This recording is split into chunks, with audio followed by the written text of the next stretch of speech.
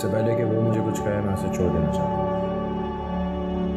अचानक ऐसा क्या हो गया? कोई लड़ाई हुई? बात इतनी बढ़ गई है कि मैं इस जिद को मजीद हैंडल नहीं कर सकता। आयशा से शादी तुमने अपनी मर्जी से की थी और मुझे लगा तुम्हें वो पसंद है। सारी औरतें एक जैसी होती हैं मंसूर अंकल, बेवफा, खुदपरस्त। एक अच्छे खासे खुश इंसान को अपनी आदत दिला के बहुत दूर चली जाती है उनकी जिंदगी से, ताकि वो सारी जिंदगी उसकी कमी पूरा करते करते मर जाए। तुम जल्दबाजी तो नहीं कर रहे हो? शायद आप भूल रहे हैं कि ये शादी कुछ शर्तों पर थी। तुम्हारी तरफ से कंडीशंस थी, आयशा उसने तो कोई शर्त नहीं रखी थी। बाबा के कितने करीब रहे हैं आप? भूल गया उनके साथ क्या हुआ था? क्या वो खुद भी यही चाहती है? मैं ये चाहता हूँ आप डिवोर्स पेपर्स तैयार करें।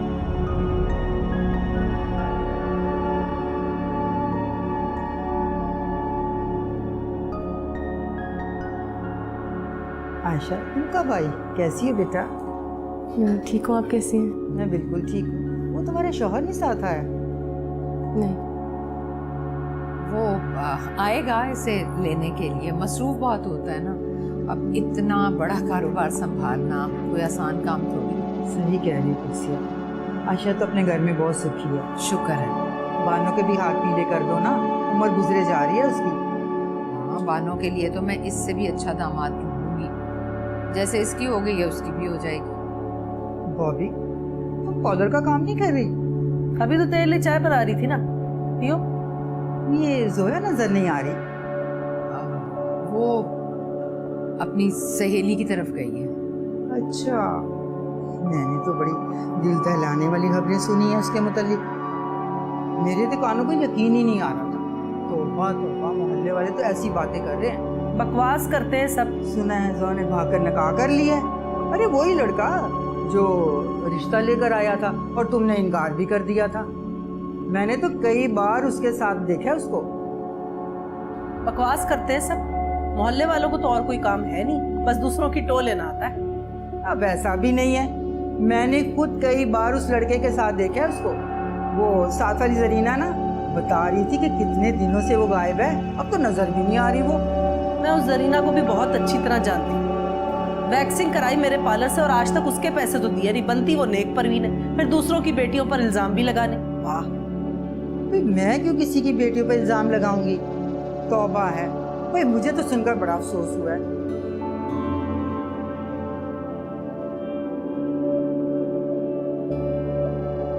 चाहे तो लो, आप आए हैं ना उन दोनों के बीच में, तो अब आप ही को ठीक करना है ये सब। आपको लगता है कि मैंने जानबूझकर? मुझे ऐसा नहीं लगता, मगर बज़ाहिर वजह तो आप ही हैं ना। अपनी बहन पर मुझे पूरा यकीन है। आपके पास मदद के लिए सिर्फ इसलिए आई हूं कि मैं खुद कुछ कर नहीं सकती। बासित को आप ही यकीन दिला सकते हैं, और अगर आप अब भी कुछ ना बोले तो सब बिखर जाएगा। मेरी आयशा के साथ ठीक नहीं होगा। आप कुछ बोल क्यों नहीं रहे? भानु, मैं क्या बोलूं? मुझे क्या पता था कि सिचुएशन इतनी वर्स हो जाएगी। बासित इस तरह बिहेव करेगा, अंदाजा नहीं था मुझे। आप तो अपने दोस्त को जानते हैं ना कि वो अपने फैसलों को लेके कितने सख्त हैं। आप फिर भी खामोश रहेंगे? मैं तो खुद उससे नाराज था। इतना घटिया इल्जाम लगाया उसने मुझ पे। मैं बस उससे दूर हो जाना चाहता था। एक्चुअली इन दोनों से दूर हो जाना चाहता था। मुझे क्या पता था कि इस गलतफहमी में वो आयशा के साथ ऐसा सलूक करे। तो उन्हें रोकें कि वो ना करें आयशा के साथ ऐसा सलूक। आप जानते हैं कि उसकी कोई गलती नहीं है, और बासित को सिर्फ आप रोक सकते हैं। देखें, माना कि हम लोग बासित की तरह दौलतमंद ना सही, लेकिन शरीफ लोग हैं। महज एक शक की बिना पर वो इतनी बड़ी सजा नहीं सुना सकते आयशा को। समझ नहीं आ रहा कैसे रोकूं, कैसे यकीन दिलाऊं उसे। पता है बचपन से हम भाइयों की तरह बड़े हुए हैं। उसने तो मुझे मेरी नजरों में गिरा दिया। तो बात करें ना, दोनों से बात करें, कुछ भी करें, लेकिन इस नाइंसाफी को किसी तरह रोक लें। देखें, सिर्फ आयशा को नहीं, अपने आप को भी सजा दे रहे हैं। अब परेशान ना हो, मैं कुछ करता हूँ, बल्कि आप आयशा भाभी को संभालो। अस्सलाम वालेकुम आंटी। मामा, ये आयशा भाभी की बहन है, बानो। वालेकुम सलाम। क्या बात है बेटा, सब खैरियत? जी जी मैम, आप बैठे, मैं बताता हूँ।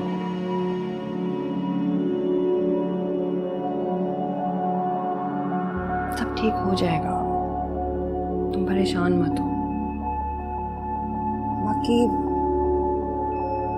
पता है, इस वक्त ना उसकी आंखों पर सिर्फ गलत फहमी की पट्टी बंधी हुई है ना। मैंने उसे देखा है, कितना परेशान और अकेला लगने लगा है। जितना सख्त वो लगता है वैसा है नहीं वो। जो कुछ जैसा भी लगता है वैसा होता नहीं है। तुम लोगों को मैं कितनी खुश लगती थी ना। तो क्या तुम खुश नहीं थी उसके साथ? तुम भी उसे छोड़ना चाहती हो?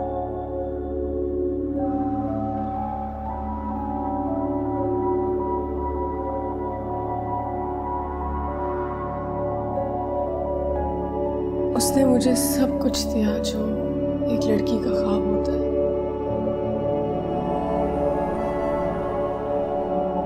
लेकिन उसकी नजरों में मैं बस एक मामूली सी लड़की।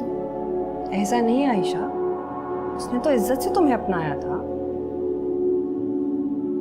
इज्जत तो मैंने भी बहुत की उसकी, लेकिन एक हद तक।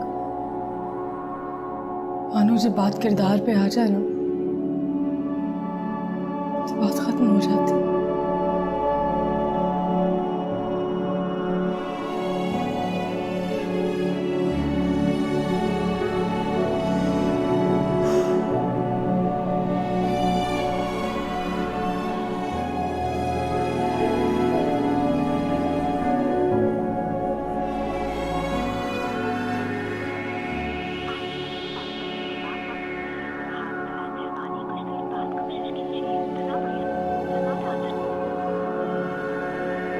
जानबूझ के मेरा फोन नहीं उठा रहा। लेकिन तुम तो उसके ऑफिस गए थे ना? मिलने से इनकार कर दिया। पता नहीं क्या समझता है खुद को। मुझे तो ये समझ नहीं आ रहा कि मैं इस तरह समझाऊंगा कैसे उसे। खुद एक कामयाब बिजनेसमैन है जिसकी अपनी शादी फेल हो गई है और इसे इस बात का कोई एहसास ही नहीं है। तुम कहो तो मैं बात करके देखूं? बिल्कुल भी नहीं। He's out of his mind these days. मैं नहीं चाहता कि आपके सामने कोई बकवास करे। अच्छा बेटा, तुम परेशान तो नहीं हो ना? कोई हल निकालते हैं इसका। मैं आयशा से बात करता हूँ।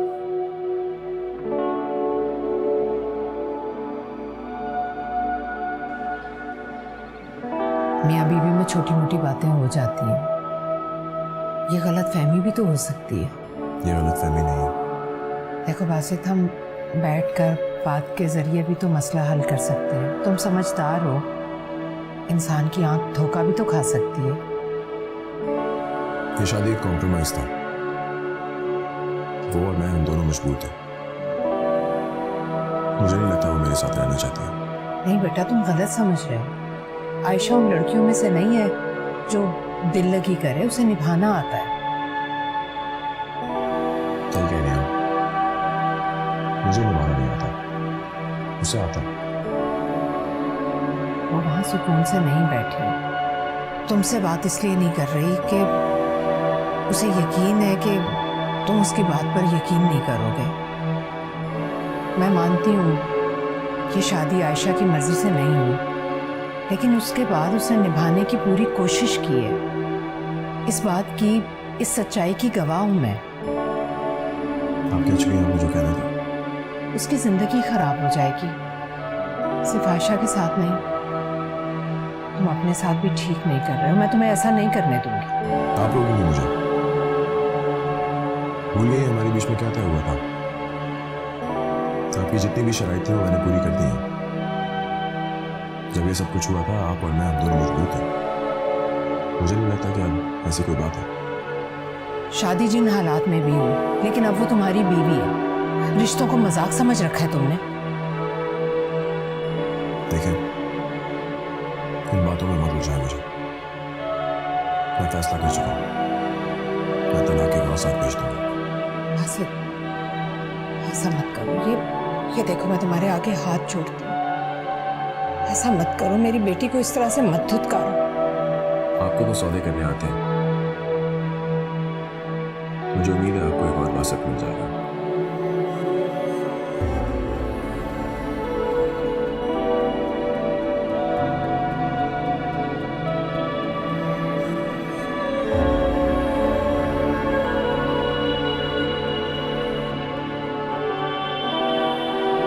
उसने मुझ पर शक किया, इल्ज़ाम लगाया, उसकी के मान को तोड़ा।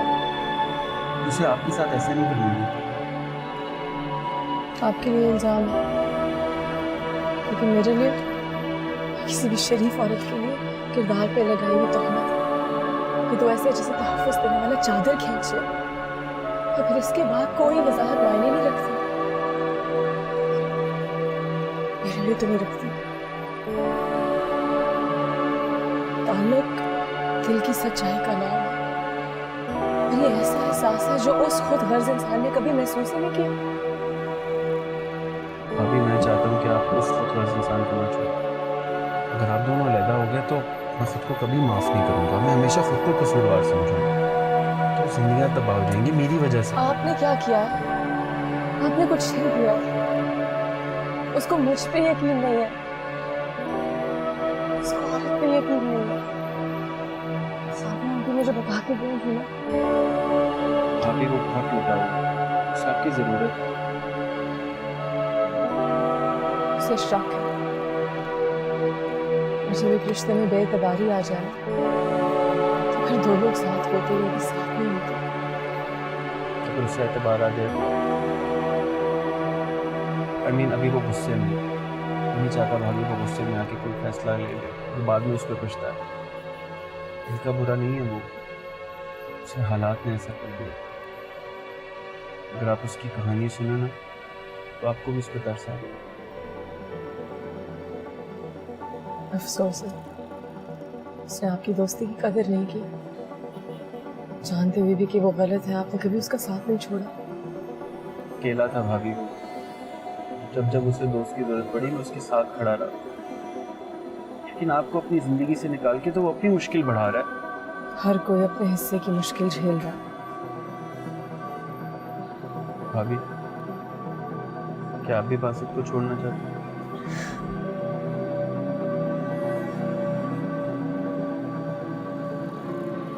साथी आंटी ने कहा था कि उसको छोड़ना नहीं, वादा लेके गई थी मुझसे। हालात जैसे भी हो उसका साथ नहीं छोड़ा, लेकिन बाद अब हालात ऐसे मोड़ पे आ गए हैं कि मैं उसके पास वापस नहीं जा सकती।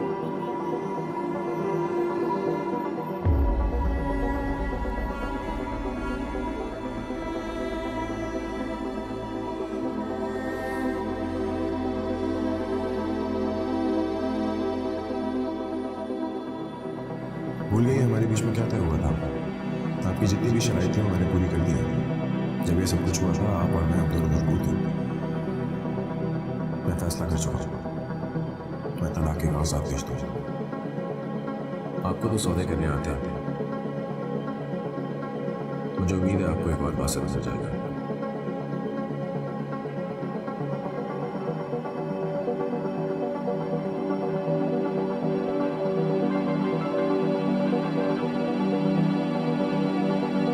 हेलो, मैं कब से आपके जवाब का इंतजार कर रही थी। बताइए ना, क्या जवाब दिया हमारी जोया ने?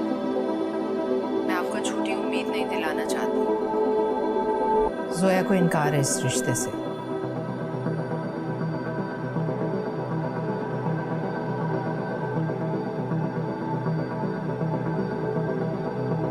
तो आप जबान देकर फिर रही हैं? ये अखलाकी तौर पर कोई दुरुस्त बात तो नहीं है। तो फिर मैं क्या करूं? जब माँ बाप अपने फैसले ज़बरदस्ती औलाद पर थोपते हैं और वो बाद में रिश्ते ना निभा पाए तब भी तो मसला होगा ना। और अब वो ज़माना नहीं रहा कि बेटी आंखें बंद करके माँ बाप के फैसले को मान ले। लेकिन आपने तो मुझसे कहा था कि आपकी बेटियां आपकी बहुत बात मानती हैं। जोया नहीं मानती, लेकिन इस वक्त मैं आयशा की वजह से परेशान हूँ। देखिए, यावर के लिए लड़कियों की कोई कमी नहीं है। आपने पहले ही हमें बहुत इंतजार करवाया है। खैर, हमारा सामान वापस भिजवा दीजिए। खुदा हाफिज।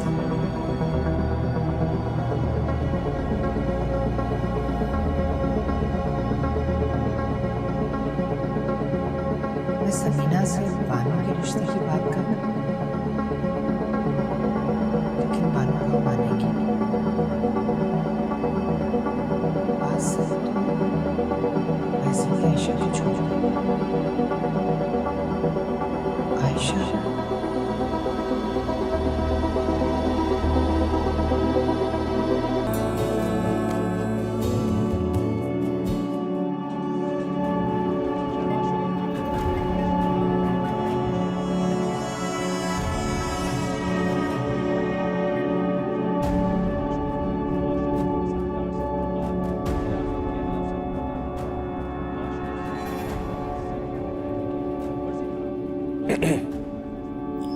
वासिद बेटा तुम आओ बैठो। मुझे पता था तुम जरूर आओगे। बेटा, मिलकर बैठने से बदगुमानी दूर हो जाती है। आयशा कहाँ है? आयशा, तुम बैठो, मैं बुलाती हूँ। बैठने नहीं आया। मैं जानती हूँ तुम मुझसे बात करने आए। मैं आ गई आयशा।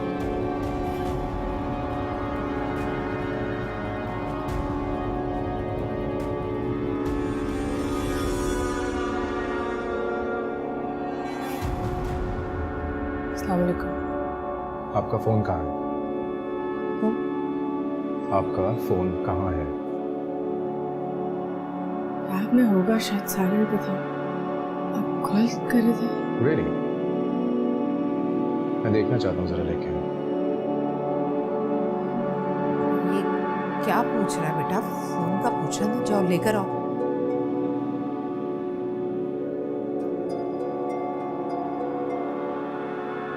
आपका फोन।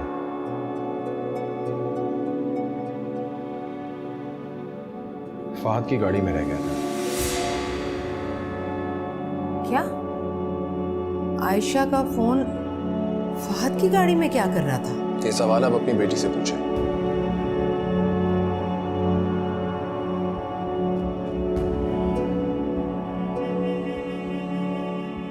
आप ही आई थी ना मेरे पास अपनी बेटी की सफाई लेके। जब किसी का भरोसा टूटता है तो बहुत तकलीफ होती है, और मुझे अपने किसी भी फैसले पे कोई भी पछतावा नहीं है। अलबत्ता मैं बहुत खुश हूं कि कुछ लोगों की असलियत नहीं समझ।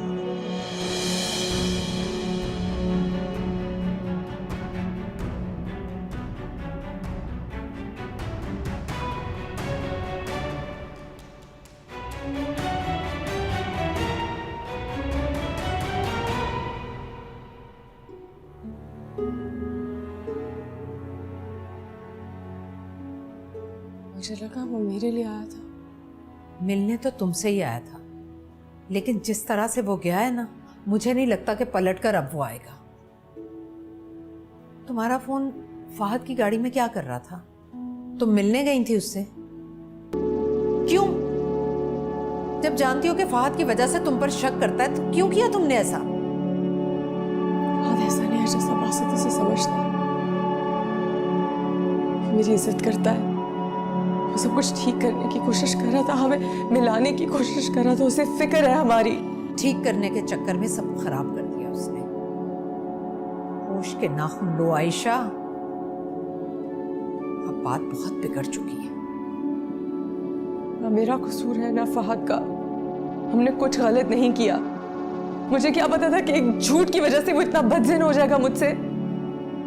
अगर बासित को मेरी आंखों में सच्चाई नहीं नजर आती तो इस खोखले रिश्ते से तो आजाद ही बेहतर हूं ना मैं। सुरखाब की पर नहीं है मुझ पे, लेकिन बदकिरदार नहीं हूं मैं।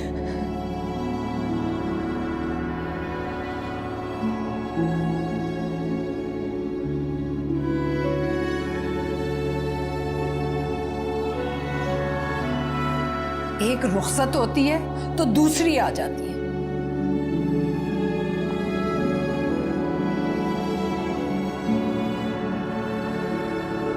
तुझे शुक्र अदा कर कि आयशा भाभी जैसी समझदार लड़की मिली है तुझे। बासित, मैं आयशा भाभी की बहुत इज्जत करता हूँ और मैं अपनी अम्मी की कसम खा के कहता हूँ कि ऐसा कुछ भी नहीं है।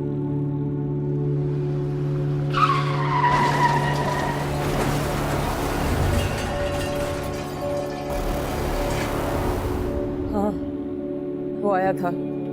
बड़ी मुश्किल से उसने मुझे बात करने का मौका दिया। सब ठीक होने ही वाला था कि मोबाइल सामने आ गया। आपको ख्याल रखना चाहिए था। जानती हूँ, बस मेरा दिमाग इतना उलझा हुआ था। जानता हूँ, लेकिन बासित सबको बहुत गलत रंग देगा और उसके ऐसा करने की वजह भी आपको मालूम है। ऐसे लोग हमेशा अकेले रह जाते हैं। आयशा, मुझे कॉल आ रही है, मैं आपको बाद में फ़ोन करता हूँ।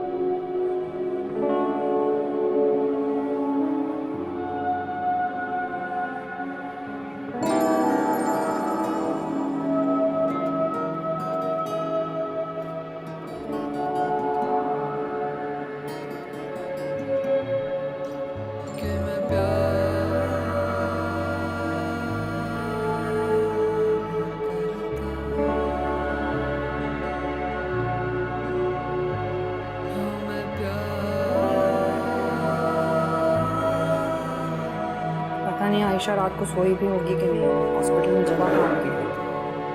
हाँ भाई, खुद तो बेहोश पड़ा है, वो क्या कर रही है रात भर से वहां? घर आ जाती, थोड़ा आराम कर लेती। इस वक्त उसे बासित के साथ ही होना चाहिए। हाँ, बिल्कुल साथ होना चाहिए, जैसे बासित ने तो उसके साथ बहुत अच्छा सलूक किया। ऐसे वक्त में तो गैर भी साथ होते हैं, और वो तो फिर खैर मुझे इस बहस में भी नहीं पड़ना। ये मेरी ऑफिस के लिए मुझे ये रास्ते नहीं करना।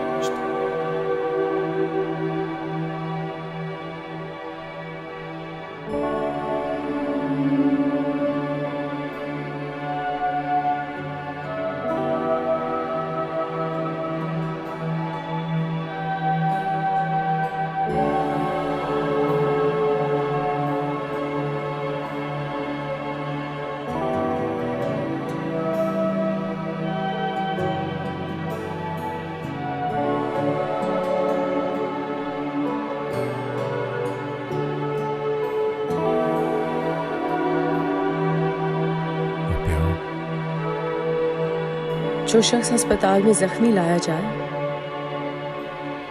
सबसे पहले उसकी फैमिली को ही इन्फॉर्म किया जाता है।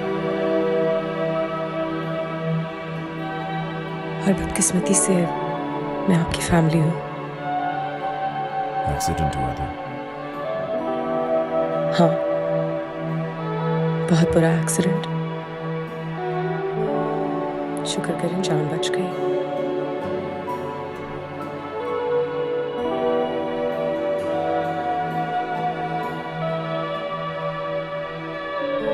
अब कहाँ जाए? चली जाऊंगी, मुझे भी शौक नहीं है। रिश्तों में हक और फर्ज को आप मानते नहीं, ये एहसान नहीं हमदर्दी है। जैसे किसी को तकलीफ में देखकर हमदर्दी जाग जाए। वैसे भी इसलिए कह रहा हूँ, थक गई होंगी। जब जबान खोली आपको यहाँ देखा, मैं कितनी देर में होश रहा हूँ। नहीं, अब करवट नहीं ले सकते। क्या? जिस्म की सारी हड्डियाँ टूट गई? नहीं, जान बच गई और जो चोटें और जख्म लगे हैं वो ठीक हो जाएंगे।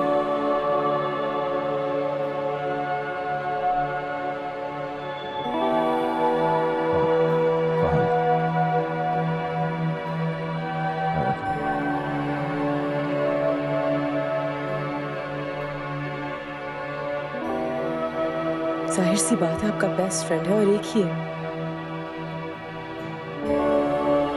आपको पता है आपके फोन में सबसे ज्यादा डायल होने वाला नंबर किसका है? फहद का।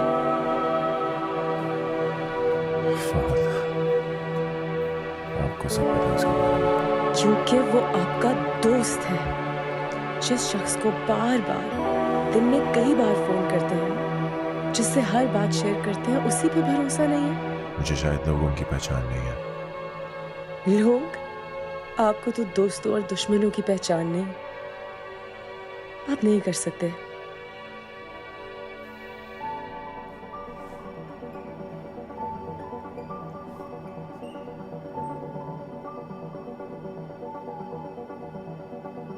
आयशा, ये मेरी लोअर बॉडी को ऊपर कर रहा है। मैं कर रही हूँ। आप किसी को बुला लें प्लीज। मैं कर रही हूँ।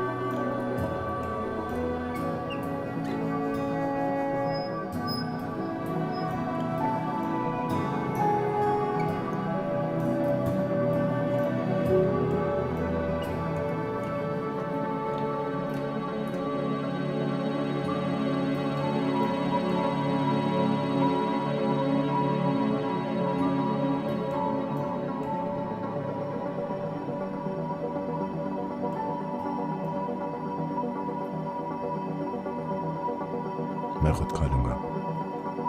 आप नहीं कर सकते, मुझे पता है। आपको आदत नहीं है, लेकिन इस वक्त मजबूरी है। मुझे नहीं अच्छा लगता कोई मेरी वजह से परेशान हो। नसीब वाले होते हैं वो लोग जिनके लिए कोई परेशान हो। उस परेशानी में भी परवाह होती है।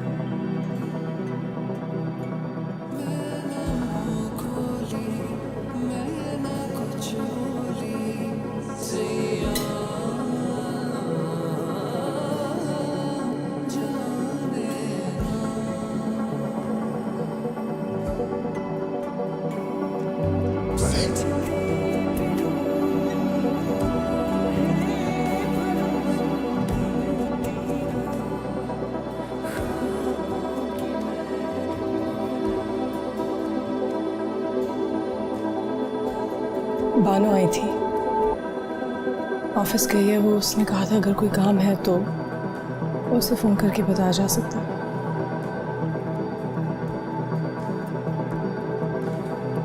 डॉक्टर क्या कह रहे हैं, कितने दिन लगेंगे रिकवर होते? वक्त लगेगा। फ्रैक्चर हुआ है बाजू में, वैसे भी चोटें हैं काफ़ी। तो मैं नर्स को बुलाती हूँ आपकी पट्टी चेंज करने।